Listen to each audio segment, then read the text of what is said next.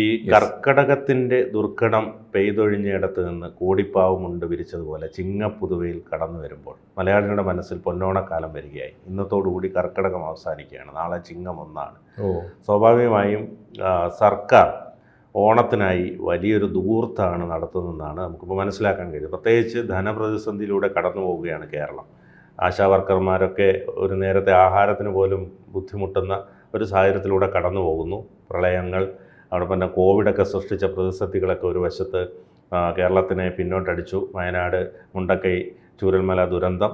ഈ ഒരു സാഹചര്യത്തിൽ നമുക്ക് വളരെ വലിയൊരു പ്രതിസന്ധിയാണ് കേരളത്തിനുണ്ടായിരിക്കുന്നത്. അത് ധനമന്ത്രി പല അവസരത്തിലും പറയുകയുണ്ടായി. പക്ഷേ ഈ സർക്കാർ സംവിധാനങ്ങൾക്ക്, സർക്കാരിൻ്റെ ദൂരത്തിനൊരു കുറവുമില്ല. അതാണ് ഇപ്പോൾ ഓണത്തിന് വേണ്ടിയും കോടികളാണ് പൊടിക്കുന്നത്. എങ്ങനെ കാണാം അതിനെ? തീർച്ചയായിട്ടും ഓണത്തെ നമുക്ക് കാലേക്കുട്ടി വരവേൽക്കാം. എല്ലാ മലയാളികൾക്കും നമുക്ക് ഓണാശംസകൾ മുൻകൂട്ടി നേരാം. അതെ. കാണം വിറ്റും ഓണം ഉണ്ണണമെന്നൊരു ചൊല്ല് അല്ലേ പണ്ട് നമ്മൾ പഠിച്ചിട്ടുണ്ട്. പക്ഷെ അത് ഓണം ഉണ്ണാൻ നിവൃത്തിയില്ലാതെ കഷ്ടപ്പെടുന്ന മനുഷ്യർക്ക് കാണം വിൽക്കാൻ ഇടയാക്കരുത് എന്ന ജാഗ്രതയാണ് ആ പഴഞ്ചൊല്ല്. അത് സൂക്ഷിക്കാൻ ഏറ്റവും കൂടുതൽ ബാധ്യതപ്പെട്ടത് നമ്മുടെ സർക്കാരാണ്. കേരള സർക്കാർ ഓണാഘോഷം കഴിഞ്ഞ കുറേ കാലമായി നമ്മുടെ ദേശീയ ആഘോഷം എന്ന നിലയിൽ വിപുലമായി നടത്താറുണ്ട്. അത് വലിയൊരു സാംസ്കാരിക ഉത്സവമായിട്ട് ഒരാഴ്ച ടൂറിസ്റ്റ് വാരാഘോഷം എന്നാണ് നമ്മൾ പറയുക. എല്ലാ ജില്ലകളിലും അത് നടത്താറുണ്ട്. അത് മിക്കവാറും ജില്ലാതലത്തിലുള്ള അതിൻ്റെ ഫണ്ടും അതിന് പുറമേ വലിയ സ്പോൺസർഷിപ്പിലൂടെയൊക്കെയാണ് നടത്താറുള്ളത്. ആ നടത്തുന്നതിൻ്റെ 2-3 ഗുണം. ഒന്ന്, നമുക്ക് കുടുംബസമേതം ഒരാഴ്ച എല്ലാ ഓണത്തിൻ്റെ നാളുകളിലും വൈകുന്നേരങ്ങളിൽ പുറത്തിറങ്ങി കുട്ടികളോടൊപ്പം ഇറങ്ങാനും കുടുംബത്തോടൊപ്പം ആഘോഷിക്കാനും കലാപരിപാടികൾ കാണാനും ഒക്കെയുള്ള ഒരു അവസരം. 2, നമ്മുടെ തനത് കലാരൂപങ്ങൾ അവതരിപ്പിക്കാനും അവതരിപ്പിക്കുന്ന കലാകാരന്മാർക്ക് വല്ല ന്യായമായ ഒരു പ്രതിഫലം കിട്ടാനും ഒക്കെയുള്ള റെമ്യൂണറേഷൻ കിട്ടാനും ഒക്കെയുള്ള ഒരു അവസരം. ഇങ്ങനെയൊക്കെയാണ് നമ്മൾ സാധാരണഗതിയിൽ ഓണാഘോഷം. 14 ജില്ലകളുടെയും ആസ്ഥാനത്ത് ഇതുപോലെ ടൂറിസ്റ്റ് വാരാഘോഷങ്ങൾ നടക്കും. അപ്പോൾ അത് വളരെ വികേന്ദ്രീകൃതമായി നടക്കും. ഇതിൻ്റെയൊക്കെ കേന്ദ്രീകരണമായിട്ടാണ് സംസ്ഥാനത്ത് നടക്കാറുള്ളത്. അത് വലിയ ദേശീയ പ്രാധാന്യമുള്ള മട്ടിലാണ് എല്ലാ വർഷവും നടക്കുക. അതുകൊണ്ട് സർക്കാർ ഓണാഘോഷം നടത്തുന്നതിനെ നമുക്ക് തീർച്ചയായിട്ടും സ്വാഗതം ചെയ്യേണ്ടതാണ്. പക്ഷെ നടത്തുമ്പോൾ സ്വീകരിക്കേണ്ട 2-3 പ്രധാനപ്പെട്ട കാര്യങ്ങളുണ്ട്. ഒന്ന്, ഈ പറഞ്ഞ കാര്യങ്ങളൊക്കെ നടക്കണം. നമ്മുടെ നാട്ടിലെ കേരളത്തിൻ്റെ തനത് കലാരൂപങ്ങളുടെ ആവിഷ്കാരം കൂടി ആവണം ഈ ഓണാഘോഷം. 2, പരമാവധി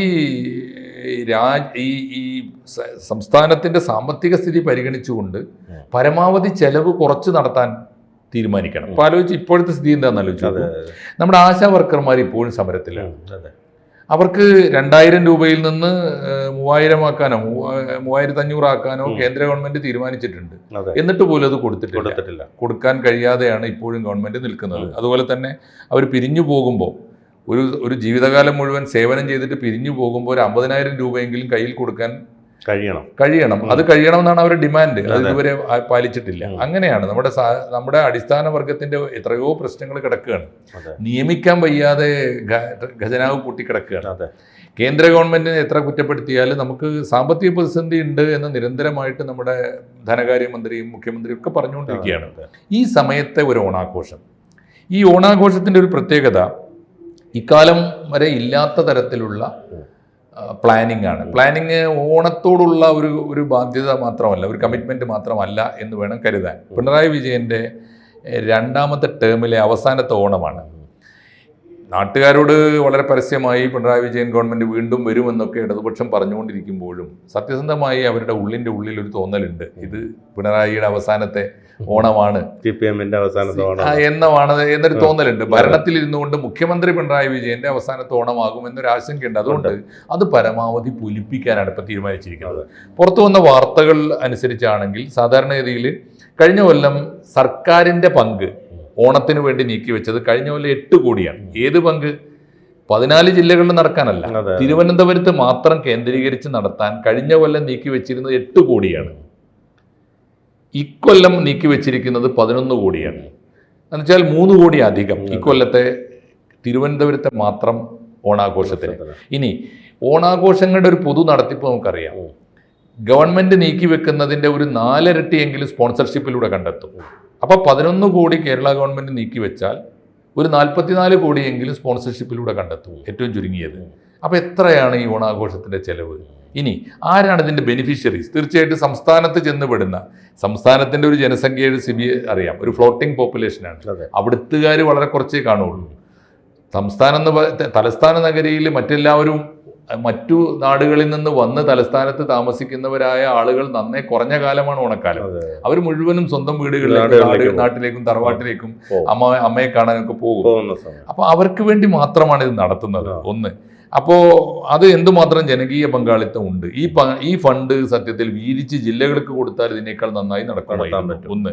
രണ്ടാമത്തെ ഒരു കാര്യം, അതിൽ തനത് കലാപരിപാടികൾക്കല്ലേ ഫണ്ട് ഏറ്റവും കൂടുതൽ കൊടുക്കേണ്ടത്? നമ്മുടെ തനത് കലാപരിപാടികളല്ലേ നടക്കേണ്ടത്? ഇപ്പോ കേരളത്തിന്റെ സ്വന്തമായ കഥകളി, നമ്മുടെ സ്വന്തം മോഹിനിയാട്ടം, പിന്നെ കേരളത്തിന്റെ കലാമണ്ഡലത്തിന്റെ സൃഷ്ടികള്, നമ്മുടെ തനത് കൊട്ടുവാദ്യങ്ങള്, വാദ്യമേളങ്ങള്, സുഷിരവാദ്യങ്ങള്, നാടൻ പാട്ടുകള്, ഇതൊക്കെയാണല്ലോ നടത്തേണ്ടത്. അതിനുവേണ്ടി പലപ്പോഴും നേരത്തേക്കുള്ള അനുഭവം, അത്തരക്കാർക്ക് പലപ്പോഴും ഫണ്ട് കൊടുക്കാൻ നമ്മുടെ കയ്യിൽ ഉണ്ടാവില്ല. അപ്പോഴേക്ക് പാപ്പരായിട്ടുണ്ടാവും. വൻകിട ഈ പ്രൊഫഷണൽ ആർട്ടിസ്റ്റുകൾക്കാണ് നമ്മൾ കാശ് കൊടുക്കുക. ഇക്കൊല്ലം കാണിച്ചിരിക്കുന്ന ഏറ്റവും വലിയ ഒരു പുതുമ എന്താണെന്നറിയോ? ഗവൺമെന്റ് മുദ്രാവാക്യം അവർ അറിയിപ്പിൽ പറയുന്നുണ്ട്, നമുക്ക് ട്രഡീഷൻ മാത്രം പോരാ, ഇന്നോവേഷനും വേണം എന്ന് പറഞ്ഞാൽ പാരമ്പര്യവും വേണം, പുതുമയും വേണം. പാരമ്പര്യത്തെക്കാൾ വലുതാണ് പുതുമ. എന്തുകൊണ്ടെന്നാൽ പാരമ്പര്യത്തിനേക്കാൾ ചെലവാണ് പുതുമയ്ക്ക്. ഇപ്പൊ പുതിയ പരിപാടികൾ ആവിഷ്കരിക്കുമ്പോൾ അതിന് ചെലവ് കൂടുതലാണ്. ഇപ്പൊ ഏറ്റവും ഒടുവിൽ ഇക്കൊല്ലത്തെ ഓണാഘോഷത്തിന് നടക്കുന്ന ഏറ്റവും ആകർഷകമായ പരിപാടി, ചരിത്രത്തിൽ ആദ്യമായി കേരളത്തിൽ ഒരു ഡ്രോൺ ലൈറ്റ് ഷോ നടക്കുകയാണ്. അറിയാലോ, ഡ്രോണുകൾ മുഖേന ലൈറ്റ് ഷോ നടത്തുക. ലൈറ്റ് ഷോ എന്ന് പറഞ്ഞാൽ നമുക്ക് നല്ല പരിചയമുണ്ട്. ലൈറ്റ് ആൻഡ് സൗണ്ട് ഷോ കേരളത്തിൽ കൊണ്ടുവന്നത്, എൻ്റെ ഓർമ്മ ശരിയാണെങ്കിൽ, സൂര്യകൃഷ്ണമൂർത്തിയാണ്. സൂര്യകൃഷ്ണമൂർത്തി കേരളത്തിന്റെ പ്രധാനപ്പെട്ട ജില്ലകളിലും പ്രധാനപ്പെട്ട നാട്ടിൻപുറങ്ങളിലും ഒക്കെ തന്നെ ഈ ലൈറ്റ് ആൻഡ് സൗണ്ട് ഷോ നടത്തിയിട്ടുണ്ട്. എനിക്ക് നല്ല ഓർമ്മയുണ്ട്. ഖസാക്കിന്റെ ഇതിഹാസം ലൈറ്റ് ആൻഡ് സൗണ്ട് ഷോ ആയിട്ട് അദ്ദേഹം നടത്തിയിട്ടുണ്ട്. വലിയ ചെലവ് വരും. അദ്ദേഹം പലയിടത്തും നടത്തിയിട്ടുണ്ട്. മാത്രമല്ല, ഈ ബഷീറിന്റെ കഥാപാത്രങ്ങൾ കോഴിക്കോട്ട് തളി മൈതാനിയില്, തളി ഗ്രൗണ്ടില് ബഷീറിന്റെ കഥാപാത്രങ്ങളെ മുഴുവൻ ബഷീറിലൂടെ ഒരു യാത്രയാണ് ലൈറ്റ് ആൻഡ് സൗണ്ട് ഷോ. അത് മനോഹരമായിട്ട് ചെയ്യാൻ പറ്റിയ കലാകാരന്മാർ കേരളത്തിലുണ്ട്. അതിന്റെ ആവിഷ്കാരമുണ്ട്. ഇത് കലാകാരന്മാരെ ഏൽപ്പിക്കുന്നതിന് പകരം ഒരു ടെക്നോ കമ്പനി, ഒരു സാങ്കേതിക കമ്പനിക്ക് കൊടുക്കുകയാണ്. എന്നാൽ ആ കമ്പനി വേണമെങ്കിൽ നമ്മുടെ കയ്യിൽ കെൽട്രോൺ ഉണ്ട്, നമ്മുടെ കയ്യിൽ തുമ്പയിലെ റോക്കറ്റ് വിക്ഷേപണ കേന്ദ്രമുണ്ട്, എന്താ അതിന് പറയുന്നത്, ടേൾസ് അല്ലെ, തുമ്പ ഇക്വറ്റോറിയൽ റോക്കറ്റ് ലോഞ്ചിങ് സ്റ്റേഷൻ ഉണ്ട്, ISROയുടെ ഏജൻസി ഉണ്ട്, ഒരുപാട് ശാസ്ത്ര സ്ഥാപനങ്ങൾ നമുക്കുണ്ട്. അവർക്കൊന്നും അല്ലാതെ ഏൽപ്പിച്ചിരിക്കുന്നത് വളരെ കോർപ്പറേറ്റ് ലെവലിൽ ന്യൂഡൽഹി കേന്ദ്രീകരിച്ച് പ്രവർത്തിക്കുന്ന ഒരു കമ്പനിക്കാണ്. ആ കമ്പനിയുടെ പേര് ബോട്ട് ലാബ് ഡൈനാമിക്സ് എന്നാണ്. ബോട്ട് ലാബ് ഡൈനാമിക്സ് അവരാണ് ചെയ്യുന്നത്. അവർക്ക് മാത്രം 1.5 കോടിയാണ്. ആലോചിച്ചു, ഈ 11 കോടി നമ്മുടെ ഓണാഘോഷത്തിന് നീക്കി വെച്ച, അതും ഈ പിച്ചച്ചട്ടിയിൽ കേരള സർക്കാരിന്റെ വറുതിയിലാണ്, മഹാശൂന്യതയിലാണ്, പട്ടി പെറ്റ് കിടക്കുന്ന പത്തായമാണ് നമ്മുടെ കയ്യിലുള്ളത്. അതിൽ നിന്നാണ് നമ്മൾ വാരിയെടുത്തിട്ട് 1.5 കോടി രൂപ ഈ കമ്പനിക്ക്. ഇനി അവർ വരുമ്പോൾ അതിന്റെ ഒന്നാമത്തെ പ്രശ്നം, അത് ഒരു പുറത്തുള്ള കോർപ്പറേറ്റ് കമ്പനിക്ക് കൊടുക്കുന്നു. ഇത് ഓണമാണെന്ന് നമ്മൾ മറക്കുന്നു. ഓണത്തിന്റെ ഗുണഭോക്താക്കൾ എത്ര പേരാണ്? ആർക്കാണ് ഇത്തരം ഒരു ഡ്രോൺ ഷോ കണ്ട് ആസ്വദിച്ച് കളയാമെന്ന് വിചാരിക്കുന്നവർക്ക് ഒരു പുതിയ ഒരു സംരംഭം. വേറൊന്ന്, നമ്മുടെ തനത് കലാകാരന്മാർക്കും കലകൾക്കും കിട്ടേണ്ട പ്രോത്സാഹനം ഇത് മുഴുവൻ നഷ്ടപ്പെടുത്തുന്നു. ഒന്ന്, ടൂറിസ്റ്റ് വാരാഘോഷത്തിന്റെ ഭാഗമായി ഇത് നടത്തണമെങ്കിലുള്ള കടമ്പകൾ വേറെയുണ്ട്. ഒന്ന്, ഡ്രോണാണ്. അതിനാദ്യം തിരുവനന്തപുരത്തെ വിമാനത്താവളത്തിന്റെയും കേന്ദ്ര വ്യോമയാന മന്ത്രാലയത്തിന്റെയും അനുമതി വേണം. എളുപ്പമല്ല. ഡ്രോണുകൾ കൊണ്ട് കളിക്കുമ്പോൾ സൂക്ഷിക്കണം. പ്രത്യേകിച്ചും നമ്മുടെ രാജ്യം സുരക്ഷാ ഭീഷണി വലിയ തോതിൽ നേരിടുന്ന കാലത്താണ് ഇത് നടക്കുന്നത്. അതൊന്ന്. 2, ഗ്രീൻ പ്രോട്ടോകോൾ പാലിക്കണം. നമ്മുടെ നിയമമാണ്, ഈ സർക്കുലറിൽ അത് പറയുന്നത്. ഗ്രീൻ പ്രോട്ടോകോൾ പാലിച്ചാണ് ഇക്കൊല്ലവും ഓണാഘോഷം. ഗ്രീൻ പ്രോട്ടോകോൾ എന്ന് പറഞ്ഞാൽ നമ്മൾ എന്താ ധരിച്ചു വെച്ചത്? ഈ ആഘോഷം നടക്കുന്ന മൈതാനത്ത് വല്ല പ്ലാസ്റ്റിക് കവറുകളോ ആരെങ്കിലും ഇട്ടിട്ടുണ്ടെങ്കിൽ അത് പെറുക്കി കളയണമെന്നാണോ? അത് മാത്രമാണോ ഗ്രീൻ പ്രോട്ടോകോൾ? നമ്മുടെ അന്തരീക്ഷ വായുവിലെ മലിനീകരണം ആര് തടയും? ലോകത്തിൽ ഏറ്റവും വലിയ മലിനീകരണം നടത്തുന്നത് നമ്മുടെ റോക്കറ്റുകളും നമ്മുടെ വിമാനങ്ങളുമാണ്. വിമാനങ്ങളുടെ പുകയെക്കുറിച്ചും വിമാനങ്ങളുടെ പൊല്യൂഷനെ കുറിച്ചും ആരെങ്കിലും ചർച്ച ചെയ്യാറുണ്ടോ? അതുകൊണ്ട് ഡ്രോണുകൾ, അതൊരു ആഘോഷക്കാലത്ത് നമ്മൾ ഡ്രോണുകളെ കൊണ്ടുവന്നിട്ട് ഒരു ലൈറ്റ് ഷോ, എത്ര സമയമാണ് കൂടി വന്ന, 1/2 മണിക്കൂറാണോ 1 മണിക്കൂറാണോ എനിക്ക് അറിഞ്ഞൂടാ. അതിൻ്റെ ഡീറ്റെയിൽസ് നമ്മൾ വരാൻ പോകുന്നതേ ഉള്ളൂ. ഇങ്ങനെ ഒരുപടി കാര്യങ്ങൾ, ഒരു സങ്കീർണമായ ചോദ്യങ്ങൾ ഉയർത്തുന്നുണ്ട് ഇത്തവണ. അപ്പോൾ ഇങ്ങനെയാണെങ്കിൽ ഏറ്റവും ചുരുങ്ങിയത് 50 കോടി രൂപയെങ്കിലും ചെലവിട്ട് തിരുവനന്തപുരത്ത് ഇപ്പോൾ ടൂറിസ്റ്റ് വാരാഘോഷം 3 മുതൽ 9 വരെ തോന്നുന്നു. 5-ാം തീയതി അല്ലേ അതെ ഓണം അല്ലേ? തിരുവോണം 5-ാം തീയതിയാണ്.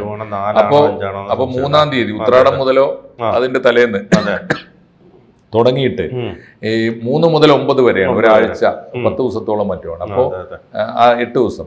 അപ്പോൾ ആ ദിവസങ്ങളിൽ നടത്തുന്ന ഓണാഘോഷത്തിന് വേണ്ടി നമ്മൾ ചെലവിടുന്നത് നമ്മുടെ പായ്യാരത്തിൽ നിന്ന്, നമ്മുടെ മഹാദാരിദ്ര്യത്തിൽ നിന്ന് കഷ്ടപ്പെടുന്ന സമയത്ത് ഇത്രയും തുക പ്രധാനപ്പെട്ട 2-3 കാര്യങ്ങൾ ഉന്നയിക്കുന്നുണ്ട്. അത് ജനാധിപത്യത്തിലെ പ്രതിപക്ഷ സ്വരമാണെങ്കിൽ പോലും അവഗണിക്കാനാവില്ല. ഒന്ന്, പിണറായി വിജയന്റെ അവസാനത്തെ ഓണമായതുകൊണ്ടല്ലേ ഇത്രയേറെ പൊടി പൊടിക്കുന്നത്.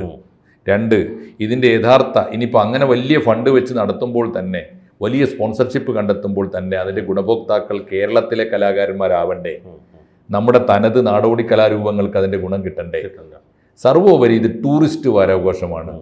വലിയ കോർപ്പറേറ്റുകൾക്ക്, ഇപ്പോൾ ബിനുവിനെ അറിയാലോ, കോർപ്പറേറ്റുകൾക്ക് അവർ സാംസ്കാരിക പരിപാടിക്കാണെങ്കിൽ പോലും കൊടുക്കുന്നത് കമ്മീഷൻ അടിസ്ഥാനത്തിലാണ്. ഇത് നടത്തുന്നത് ടൂറിസം വകുപ്പാണ്. കൂട്ടത്തിൽ ഇഷ്ടപ്പെട്ടാലും ഇല്ലെങ്കിലും അത് മരുമോന്റെ വകുപ്പാണ് എന്നൊരു ആക്ഷേപം കൂടി നാട്ടുകാർ ഉന്നയിച്ചാൽ ആരെയും കുറ്റപ്പെടുത്താനാവില്ല. അതുകൊണ്ട് വളരെ ഗുരുതരമായ ആരോപണങ്ങൾ നേരിടേണ്ടി വരുന്ന ഒരു ഓണാഘോഷമാണ് ഇക്കുറി പിണറായി വിജയൻ സർക്കാർ വിഭാവന ചെയ്തിരിക്കുന്നത്. അതിൻ്റെ വാർത്തകളാണ് നമ്മൾ കാണുന്നത്. വലിയ ജാഗ്രതയോടെ കേരളത്തിൻ്റെ മനസാക്ഷി അതിനെ ക്രിട്ടിക്കലായി തന്നെ, വിമർശനാത്മകമായി തന്നെ നോക്കിക്കണ്ടാൽ ആരെയും കുറ്റപ്പെടുത്താനാവില്ല.